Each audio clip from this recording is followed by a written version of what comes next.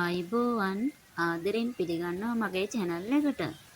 ඉවත දාන මේ වගේ චූටි රෙදි කෑලි ටිකක් අරගෙන පටන් ගමුද ලස්සන ස්වයං රැකියාවක්.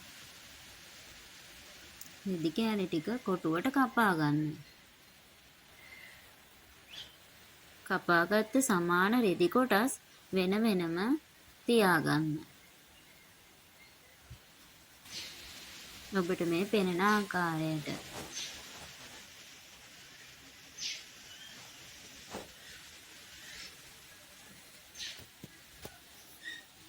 මේ වගේ චූටි රෙදි කොටසක්වත් ඉවත දාන්න නම් එපා.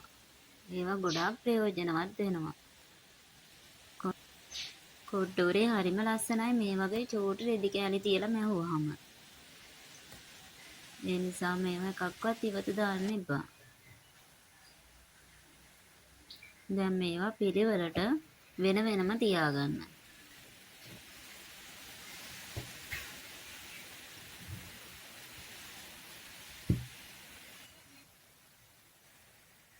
මේ වගේ කූඩයක් භාවිතා කරා නම් ගේ අපිලිවෙල වෙන්නේ නැහැ.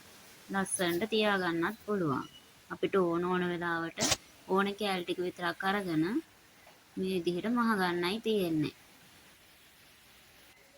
මේ හැම රෙදි කොටසකම පළල අඟල් 18ක් වෙනවා.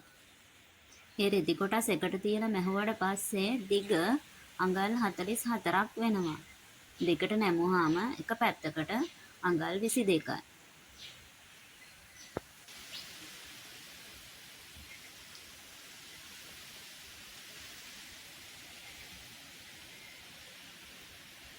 කොට්ටේ ඇතුළට දාගන්න පැත්ත තියලා දෙපැත්ත හොඳින් මසා ගන්න. ඉන්පසුව වාටිය මසා ගන්න.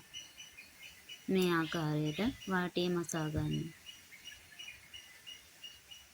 කොට්ටේ රඳවා තබා ගැනීමට මේ වගේ පටි දෙකක් හරි මැදින් මසා ගන්න.